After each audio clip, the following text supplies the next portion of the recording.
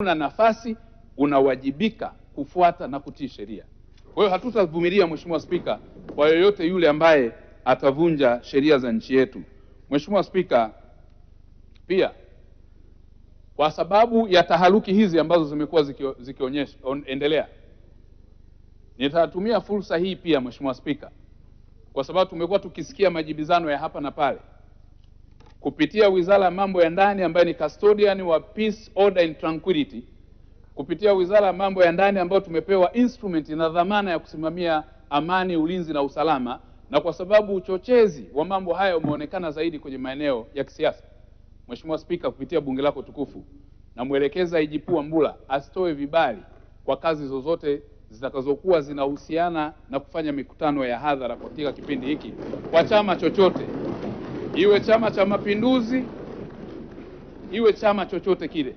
Kwa kipindi hiki ni vizuri turudi katika kuwaruhusu wananchi wajenge uchumi wa nchi yao. Ni katika kipindi ambacho tunahitaji kufanya kazi kwa ajili ya kuhakikisha kila Mtanzania, wafanyabiashara, wawekezaji wanafanya kazi yao kwa amani na utulivu. Nafanya hivi, Mheshimiwa Spika, kwa sababu katika mazingira haya tutakapokuwa tunawatafuta wahalifu, ni ngumu kuchambua wahalifu kwenye mkusanyiko ya watu wengi. Kwa hiyo ni vizuri tujue hata kama hali itaendelea kuwa na matishio haya, kwa sababu wapo ambao wametishia, Mheshimiwa Spika, na tumewakamata wengine wana madumu ya petroli, tumewakamata wengine wana silaha, tumewakamata wengine, wapo ambao wanapanga mikakati ya uhalifu.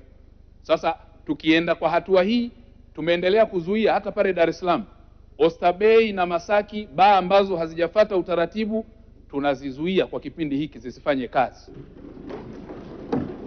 kwa kufuata sheria ya mazingira ambayo sisi pia ni custodian wa kusimamia enforcement ya sheria. Maeneo yote katika kipindi cha usiku ambayo yana matishio ya usalama, uchunguzi ukifanyika na ikaonekana kuna tension za kiusalama, naagiza kupitia jeshi la polisi, IGP Wambura na MRPC wote na kamati za usalama, msisite kuwafungia katika kipindi hiki, kwa sababu tunahitaji amani na utulivu wa nchi yetu.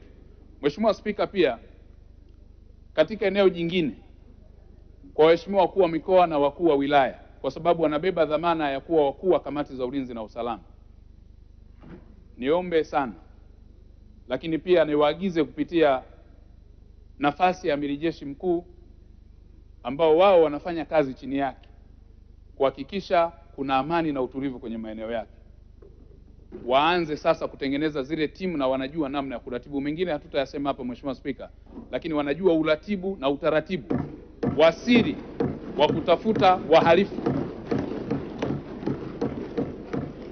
Lakini pia nitumie fursa hii, wamiliki wa hoteli zote, Airbnb, guest houses na lodge nchini kuanza kusajili kila anayeingia mle ndani kwa kutumia vitambulisho vya NIDA. Wageni wote wanaoingia kwenye miji wajisajili. Wanapoenda kwenye hoteli yako au lodge tukakuta kuna watu wameingia hawana vitambulisho, hawaeleweki walikotoka, tutachukua hatua dhidi ya mmiliki pamoja na mhudumu. Mheshimiwa Spika, yapo mengine ambayo ni ya ndani sana ya kimedani, siwezi kuyazungumza kwenye hatua hii, lakini kwa sasa itoshe kusema nchi yetu iko salama, tutaendelea kuilinda, amani na utulivu utaendelea kutamalaki katika taifa letu, na hakuna mtu mwingine yoyote kwa mujibu wa sheria tulizonazo atatupangia namna ya kusimamia usalama wa nchi yetu, taifa letu na rasilimali za nchi yetu. Mheshimiwa Spika, baada ya kusema hayo, naomba nikushukuru sana. Sisi tukitoka hapa tunaenda kufanya kazi hii ili kuhakikisha Watanzania wanakuwa salama, mali zao zinakuwa salama, na uwekezaji wa taifa letu unakuwa salama, wawekezaji wanakuwa salama, na vital installation zote, maeneo muhimu ya utoaji huduma za jamii yanakuwa salama. Hakuna hospitali itafungwa, hakuna soko litafungwa, hakuna kibanda chochote cha biashara kitafungwa. Watu watakuwa salama, Mheshimiwa Spika. Asante sana, Mheshimiwa Spika.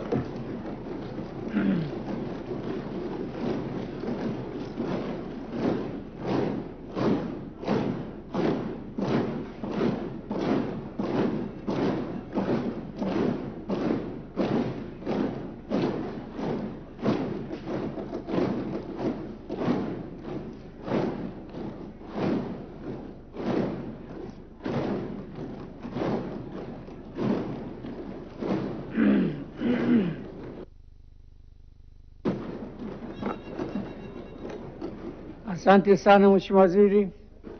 Katibu. Miswada ya sheria ya serikali. Mswada sheria